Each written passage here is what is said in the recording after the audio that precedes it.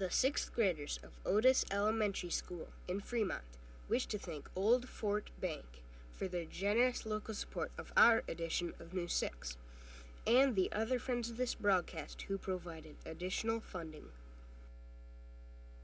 Hi! We're the 6th grade class of Otis Elementary!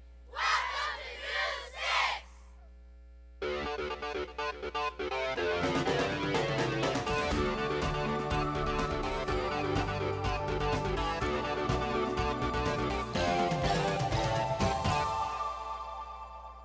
Welcome to this week's edition of News 6. Today's program is brought to you by the 6th grade class of Otis Elementary. Our school is located in the community of Fremont in Sandusky County. Founded in 1849, Fremont currently has a population of over 17,000 people. These days, auto racing is a popular spectator sport, but if you like racing, you can do more than just watch. Reporter Corey Fleming found a place where students like us can have our own competitions.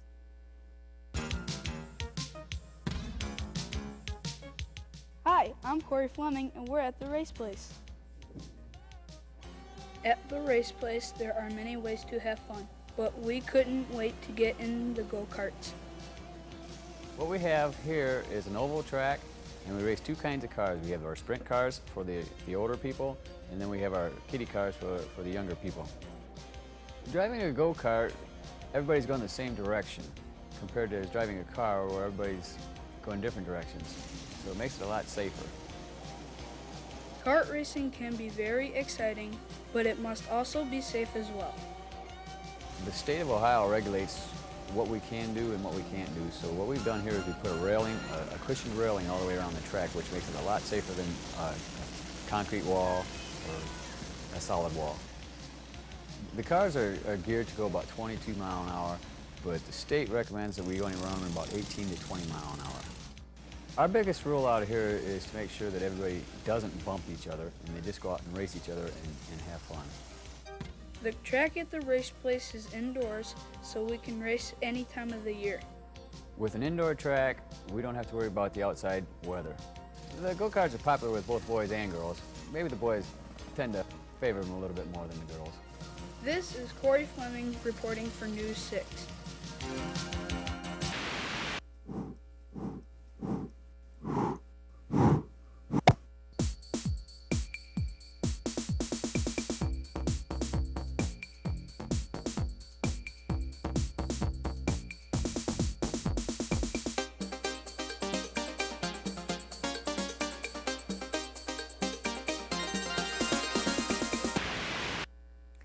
A library is a good place to learn about the world, but it can also teach us local history as well. Reporter Rachel Aspen found out more about Fremont during her recent visit to our public library. Hi, I'm Rachel Aspen, and we're here at the historic Burchard's Library. Our library has been serving the Fremont area since 1874. Burchard Public Library is built on this site because there was a fort called Fort Stevenson. In 1813, on August 2, Major Croghan and a force of 400 men defended this fort against a force of 1,000 British and Indians and saved this area during that war. There are a number of things in this library that date back to Fort Stevenson. There's a piece of the fort, there are some nails, there are some cannonballs and other items that were used by the people that day. Even though the library is old, there's always something new going on. When the library opened, it had around 6,000 books, most of which came from President Hayes's personal library. Today we have a collection of around 90,000 books, but of course we have so much more. In addition to books, we have video cassettes, audio cassettes, CDs, CD-ROMs, and computers. The Burchard Public Library is an important community resource. Each day around 575 people come through our doors, providing information and then providing recreational reading and viewing and listening are some of our most important tasks. This is Rachel Aspen reporting for News 6.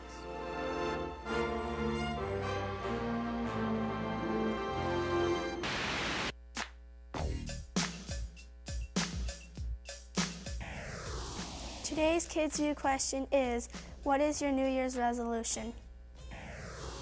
To work harder and be more responsible. Overcoming my learning disability. I'll do my homework before bedtime. Doing better in school. Making the honor roll. To help people out more.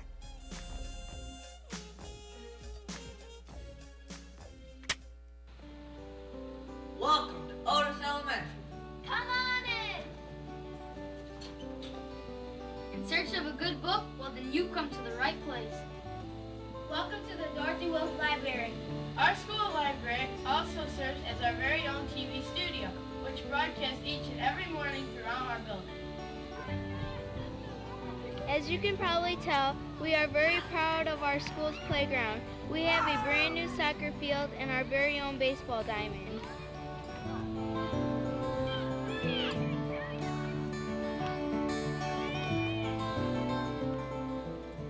This is our school's courtyard. Teachers may choose to use the courtyard as an outdoor classroom or for silent reading time.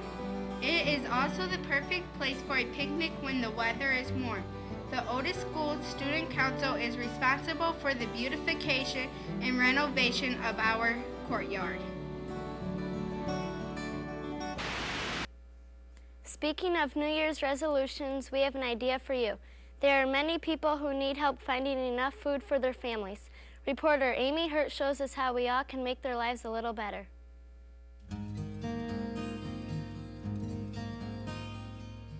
Hi, I'm Amy Hurt. Here at the food pantry, it's better to give than receive. The food pantry is a place where people can get food and other supplies that they can't afford. The food pantry started in 1977. A group of churches in Fremont and the Human Services Department thought there was a need for something like this. We get the food from different food drives.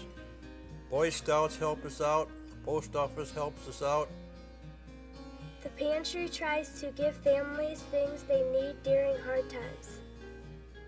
Well, we hand out macaroni and cheese. We hand out spaghetti, canned vegetables, the hot dogs, and most anything that you can get in the grocery store. We're allowed to give out food for no more than 7 days. The same person can come just once a month. The people that work here at the food pantry are all volunteers.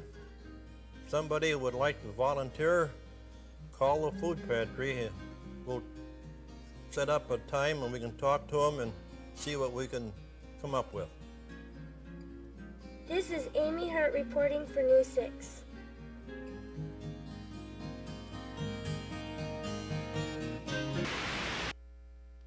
That's all for this edition of News 6. Thanks for watching. Be sure to tune in next week for more news from around the Northwest Ohio. Goodbye.